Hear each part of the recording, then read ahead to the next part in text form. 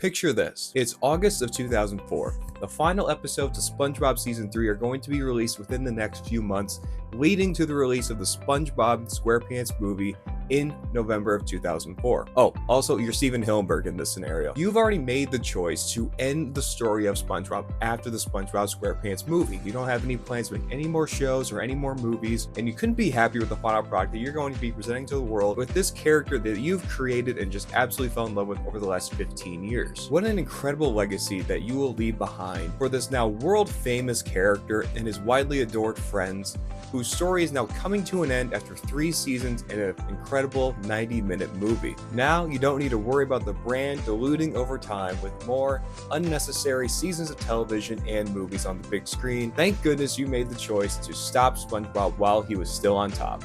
Now fast forward another 21 years and a few months or so, and now you're me, sitting on the couch with my wife, getting ready to watch the 4th SpongeBob movie, 6 if you count the spin-off movies, knowing it's gonna suck. And it did. And not only have there been 5 additional movies released in the SpongeBob IP since the original 2004, but there has also been 13 additional seasons of SpongeBob and 2 canceled TV spin-off shows. Wait, hold on. The Patrick Star Show hasn't been canceled, and there's 4 seasons of it? And it's been renewed for a 5th.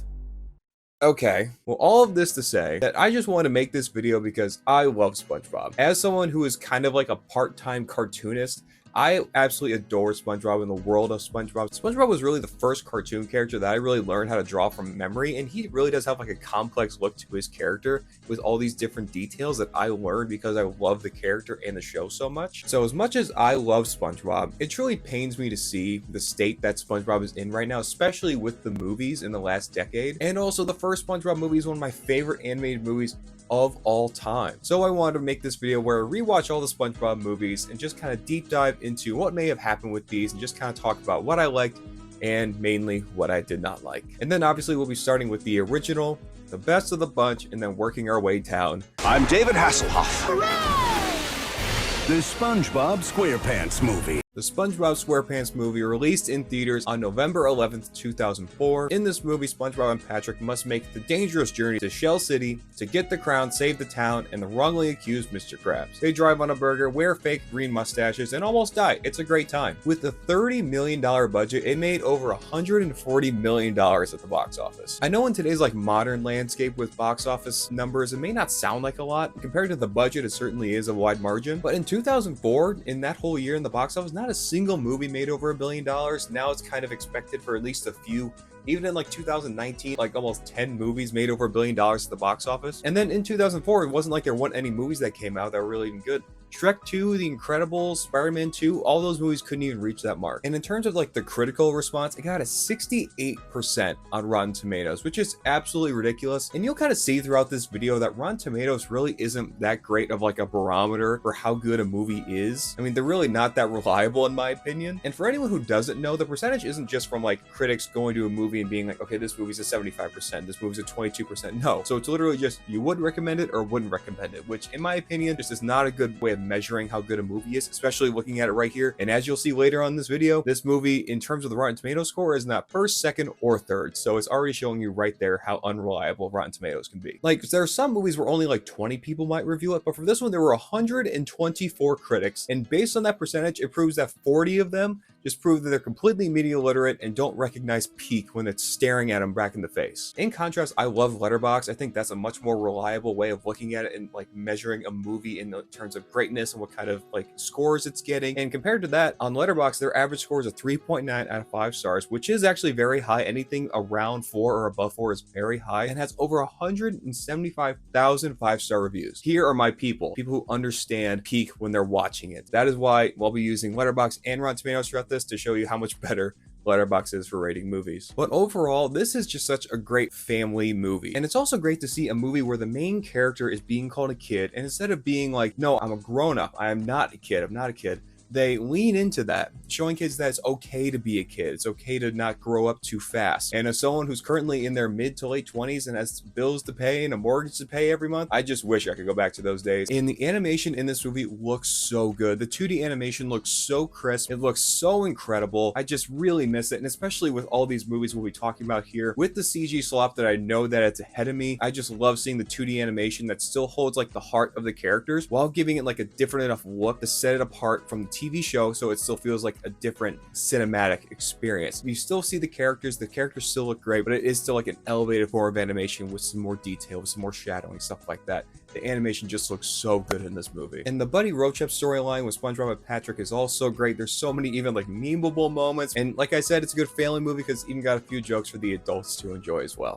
I also just really love the concept of the Krusty Krab being so popular that Krabs felt the need to put a second one right next door. And it was also just unfortunately kind of a product of what was to come for these movies, just recycling the concept that they know works without many original ideas. What inspired you to build a second Krusty Krab right next door to the original? Money! I also find it just a little bit weird that the Krusty Krab 2 is not mentioned at all throughout the rest of the runtime of the show. I would have liked maybe some like nod along the way, but literally nothing. And this movie also has some great celebrity like voice actors and cameos, including the Black Widow herself, Scarlett Johansson, and even Alec Baldwin as Dennis, someone who I didn't even know. I didn't know that was Alec Baldwin for the longest time, so I thought his performance was very good. And David Hasselhoff was also great. In the moment, I didn't really understand who he was when I was 6 years old watching this for the first time, but I know that's definitely a cameo meant for the parents, for them to enjoy. And he served his purpose beautifully, perfectly. Having the final battle on the back and legs of David Hasselhoff is so funny. I think it's a 10 out of 10 animated movie, but we unfortunately do need to move on. I could talk about this movie for hours at this point, but like I said in the beginning, this was meant to be the end of SpongeBob. Steven Hillenburg was fully ready to have this be the final chapter of SpongeBob's story, but Nickelodeon was not ready to give up their cash cow quite yet, so they renewed a season 4. And then because of it, Steven Hillenburg did step down as showrunner, and then Paul Tibbitt did take over from there. Now, I think the show was still good from there on for a few seasons, but it didn't really go into like the what the fuckness that we see now for SpongeBob until like seasons 8 or 9. But I do remember, season 4 definitely having a noticeably different look and tone. I mean, just thinking back to the first episode of season 4 is Fear of a Krabby Patty and Shell of a Man, and just compared to how they look between season 3 and season 4, there is a noticeable difference. So it's pretty clear that the show is in some kind of transitional period during that time. But also, just to be fair, like I was the target demographic for this show, so I continued watching it for the seasons to come after, for many years after the movie came out. And I think that not every episode was great. Not every SpongeBob episode is going to be a band geek, something is going to be an all-time classic. But there's still some good episodes. Like if we look at some episodes like Have You Seen This Snail, Skill Crane, Krusty Towers, and Karate Island, that were all in season 4 alone, I still think that they are very solid episodes and some of my favorites in the entire run of SpongeBob. And Hillenburg did eventually return in 2013 as an executive producer on the show, and then eventually working on the second movie that came out over a decade after the first one, which is The SpongeBob Movie, Sponge Out of Water. Now, SpongeBob Movie Sponge Out of Water was released on February 6, 2015. In this movie, SpongeBob and Plankton are on the run in an apocalyptic Bikini Bottom after they are wrongly accused of the disappearance of the Krabby Patty formula. They build a time machine and then become superheroes. The end. With a $70 million budget, which is more than double than the first one, it made $325 million, which is almost 3 times as much as the first one. So the cash cow is still cash cowing. Now, despite the profit that this movie very clearly made, the film landscape has changed a lot since 2004. In 2015, there were 5 movies that had over $1 billion compared to the 0 back in 2004. And one of those movies was an animated movie, the Minions movie. So even compared to other animated movies in the space, SpongeBob still was not able to reach that level. And in terms of the critical reception, it did get an 80% on Rotten Tomatoes, 12% higher than the original, and an average score on Letterboxd of 2.7 stars out of 5, which is more representative of the movie, in my opinion. It's a 2.7 stars out of 5. And then again, after rewatching it, I just had to wonder, for the Rotten Tomatoes score, there was 102 reviewers, which means at least 80 of them saw this movie and decided to recommend it. I don't understand what these people were watching. But after my rewatch, I have 2 main thoughts. One of them being that the 2D animation portion of this movie looks so good. It was such a clear, step up from the 2004 version. It felt more colorful. It just felt like it looked better, and they improved on what we got in 2004. And it just makes it, hurt even more when we shift from the brightly colored 2D animation and shift to the dull, realistic looking, quote unquote, CG animation, which is just so tragic to see. And no matter what, it's just such a trope with, animation to live action remakes that the colors are always going to look worse just on the premise of trying to make it look more realistic. But you can still make movies with color. You can still make live action movies with color. Like Guillermo del Toro makes beautiful movies with color. So it's not like just because it's live action that it has to look like shit. And my second main thought about this movie is how unbelievably manipulative the marketing was for this movie. Because if you were growing up, say if you were a kid watching Nickelodeon around 2015, when this movie was coming out, the marketing was centered around the superhero storyline. That was all the marketing was, obviously, because in 2015 there was even an Avengers movie that came out that year that made over $1 billion. So they wanted to, get into the whole superhero aspect of it. And the superhero stuff is only 10 of the movie's last 15 minutes, and the movie has another 75 minutes along with that. So you have to go through almost an hour and a half of this apocalyptic Bikini Bottom storyline they don't even advertise. And then there's that stupid fucking intergalactic dolphin with that annoying ass voice. I could not believe what I was watching when that guy was on screen for so long. And it's, again, none of that is advertised at all. It's all just the superhero stuff. Like, it just makes me feel more every single time I watch it that they just wanted to make a superhero story and then pick that and then work backwards about how they're going to get there in the worst way possible. It is also as crazy that they have superhero stuff in their show already and they decided to make something completely new. I think the movie would have been much better if they made it some kind of Merryman and Barnacle Boys type story. The route they took, already having had Merryman and Barnacle Boy there, it is just crazy that they took this route and then it just didn't work for me. And another thing that's like not advertised and I found really stupid is this whole plot line with Plankton and SpongeBob building a time machine that literally goes nowhere. It just kind of pads the runtime, in my opinion. And each time they travel time with this time machine, the sequence is just so weird, and you always hear like this Pharrell Williams, I think it's Pharrell Williams in the background saying,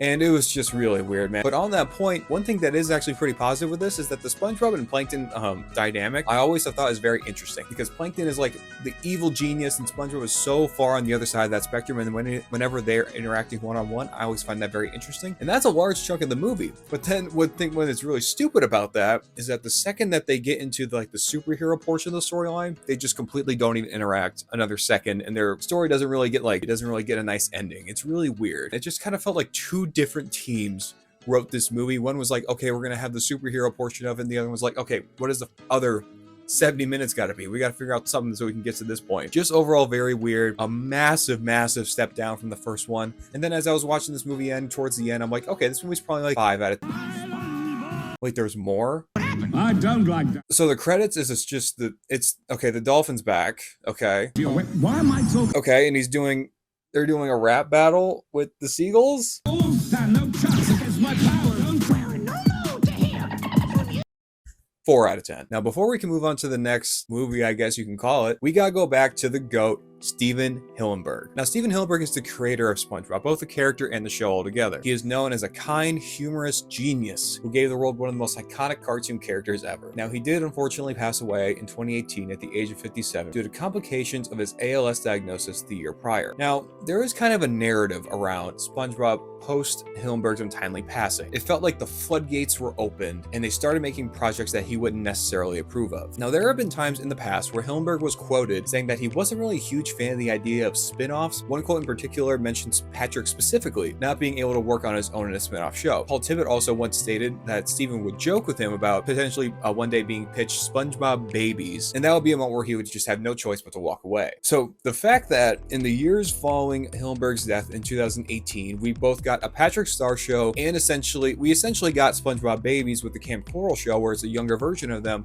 that came out in just the few years following his passing. Of course, people would look at that and raise some red flags. And like I said before, he really wanted to avoid the brand being diluted over time with more movies and TV shows, and unfortunately that feels like the direction that the brand has gone to in the last decade or so. But however, some would actually say that the idea of spin-offs in Hillenburg's mind was more of like I don't see us doing spin-offs, not like it'll never happen kind of thing. And some reports show that he approved early concepts for the Camp Coral show, the Camp Coral spin-off show, and was a producer on SpongeBob 3 that launched the spin-off show altogether together with their whole storyline that we'll get into here in a second. Now, however, he was reported as being skeptical of the CG animation, and of course he would. It looked awful. And who knows how much of the concepts around Camp Coral actually changed over the years, because that didn't come out until 2021 and Hillenburg passed in 2018. I do also want to mention this. My wife got me for my birthday this extensive, basically like a SpongeBob history book, talking about all the different concepts and all of that, because I just love collecting concept art books. I find them absolutely fascinating. And there's a portion that talks about the Camp Coral concepts. And if we look at that, they're all done in 2D animation. And they look so good. They look so much better than what we got with the CG animation. So that does make me wonder if at that time when Steven was being, was a part of the process, if he was being shown 2D concepts, not the CG concepts. So that would be the stuff that he would potentially sign off on more than the CG that he was more skeptical of. And like I said, it is unfortunate to say that the brand has truly diluted since 2018. Now, since SpongeBob 3 came out, the movie we're going to talk about here in a second, during COVID, there has been 3 additional movies, including 2 spin-offs based on side characters, 2 spin-off shows, and then 5 more seasons of SpongeBob, about 90 new 30-minute episodes. So of course it makes sense that people are worrying about the brand from the point of view of someone like Steven Hillenburg, who had such passion for it, and who don't want to see the brand going in a direction that he would not approve of. And also the deal with Netflix is not really helping their case either, because in November of 2019, 1 year after Hillenburg's passing, Nickelodeon inked a deal with Netflix worth more than $200 million that allows Netflix to create new projects based on Nickelodeon's library of characters, including SpongeBob, who is most likely the golden ticket to Netflix in this deal. But of course, the deal is not just a SpongeBob deal. It also includes like Loud House, TMNT, and other things like that. And Netflix has already made even some Loud House projects since then. And the deal requires Netflix to make original movies with their established or new characters, even if something is dog shit like a Sandy Cheeks movie, which unfortunately we'll get to here later. They need to make it and they need to release it on the platform. So most things with SpongeBob from here on out is going to be a part of the Netflix machine, which is really unfortunate to see, because they just, love to push stuff out. They just love to release stuff. They put money into it so they can release it. And another point to that, Netflix seems to really hate 2D animation. They seem to really love doing the stupid CG animation style. The only 2D anime project I can really think of is that recent Jenny Tartakovsky Fixed movie, which I heard was truly unwatchable. It also just reinforces Netflix's reasoning to not want to do 2D animation. But also, you look at this in the most recent SpongeBob movie that we'll also talk about later, released on Paramount Plus. Why? Because fuck you. That's why. We're gonna be confusing, because gosh, streaming services are so damn annoying. I pay for every single streaming service under the sun. I pay too much money for it, and then no matter what, there could be a movie that my wife and I just want to watch on a whim, and one of the 30 streaming services we pay for just don't have it. It's just unbelievable. But even despite this rant that I just had, it seems to be that the SpongeBob movie centered around SpongeBob will be having the theatrical releases, and then maybe Netflix will just be the one that makes and produces the spin-offs. But now that we're all caught up, let's move on. Seize them!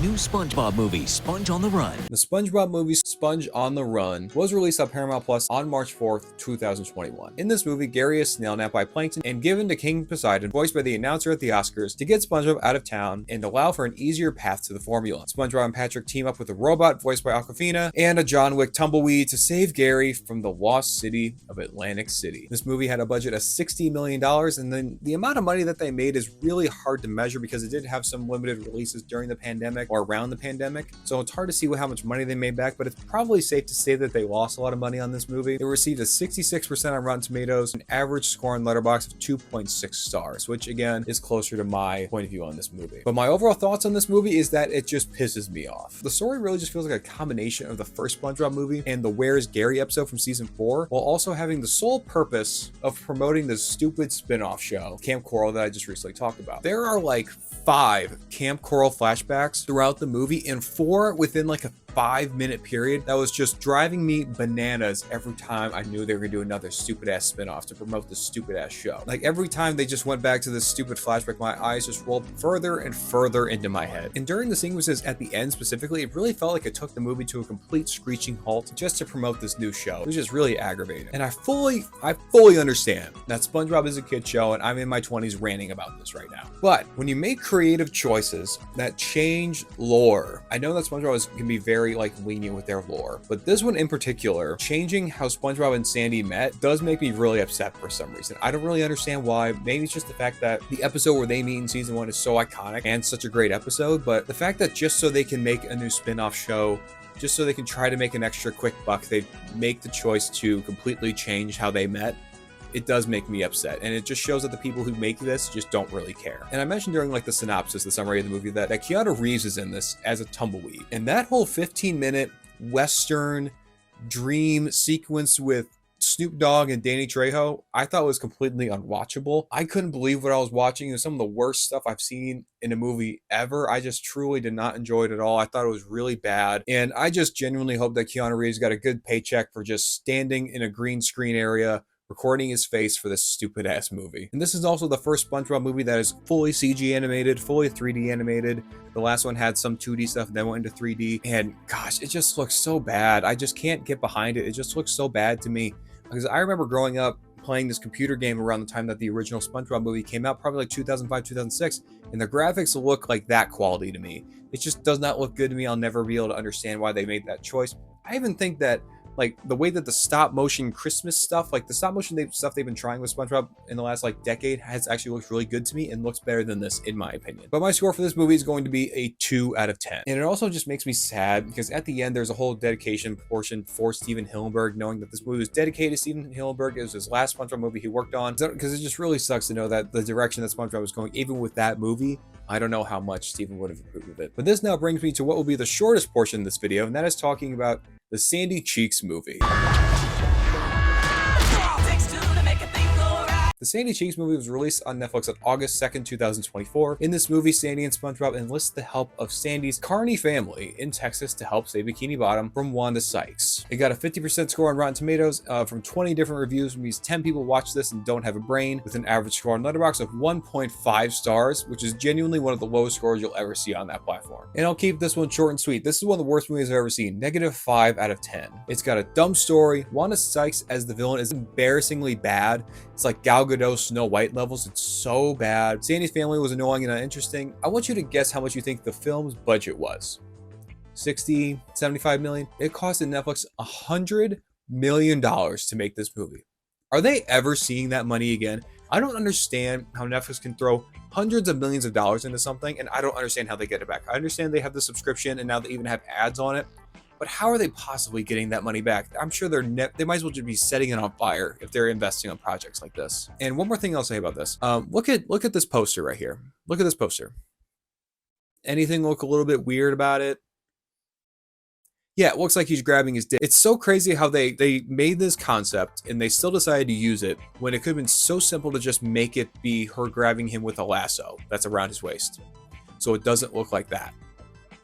Just a microcosm of this horribly made movie. I didn't even rewatch it for this video. I'm gonna be honest with you. I just don't want to watch that movie ever again, as I remember watching it with my wife and understanding how just truly terrible it was.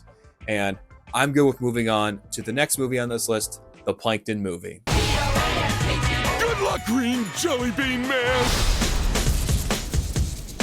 The Plankton Movie was released on Netflix as well on March 7th, 2025. In this movie, SpongeBob helps Plankton's trauma after he makes his computer wife Karen so mad that she almost takes over the world. Oh yeah, and they sing in this one. It got a 71% on Rotten Tomatoes, which is even higher than the first classic 2004 SpongeBob movie, and an average score on Letterboxd of 2.3 stars out of 5.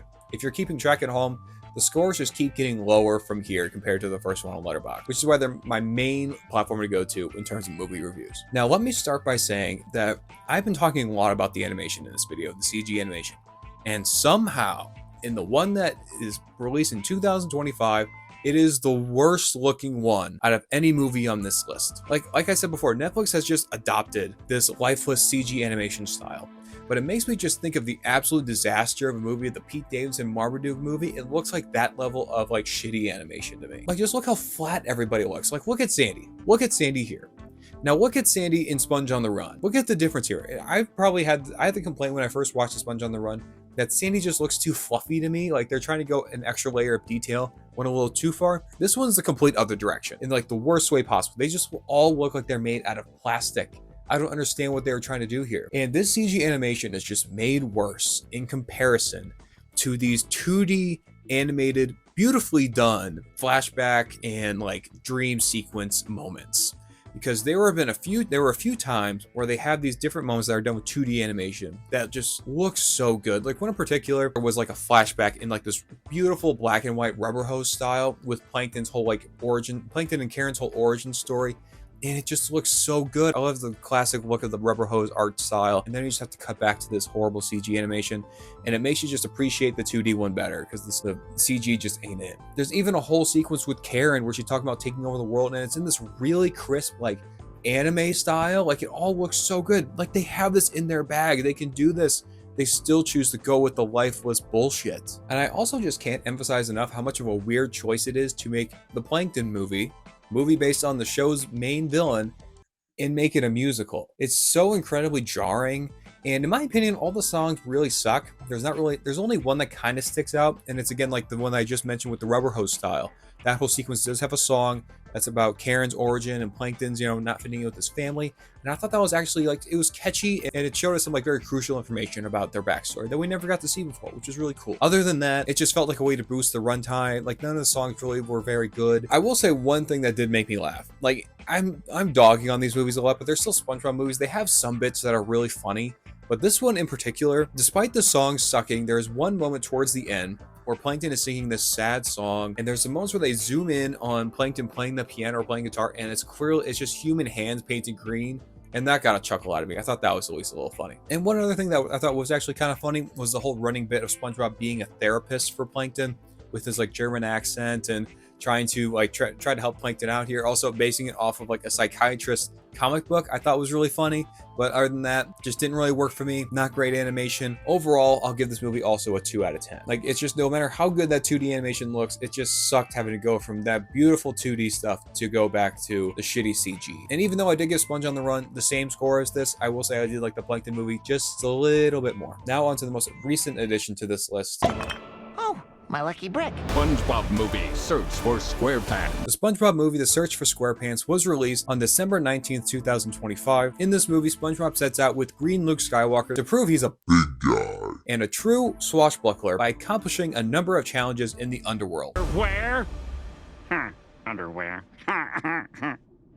This movie got an 80% on Rotten Tomatoes, tying it for the highest mark of any SpongeBob movie we talked about today, and an average score on Letterboxd of 2.5 stars out of 5. The movie made $168 million at the box office on a $64 million budget, but they did do a ton of marketing and a ton of different collabs, so it's hard to see if they actually did make a profit or not on this movie. But overall, here are my thoughts. First off, I want to throw my damn TV out of the window every time the word big guy was said throughout this movie. It was driving me absolutely insane how stupid this concept was to me, of him wanting to be a big guy. And not only did it just sound dumb, it's just, again, a rehashing of the first movie. How many times do we need to see SpongeBob prove that he's not a kid, or he's not brave, or that he's not a big guy? Like, how many times do we need to recycle this storyline over and over again? We understand that he's like more of a child at heart, but we don't need to be proven that every single movie that he's actually brave, or he can actually do, X, Y, Z. And after this movie came out, I was curious because obviously the Ice Spice collab song, which a collab with Ice Spice for a SpongeBob movie was weird just from the get-go anyway. I was just so curious which one came first,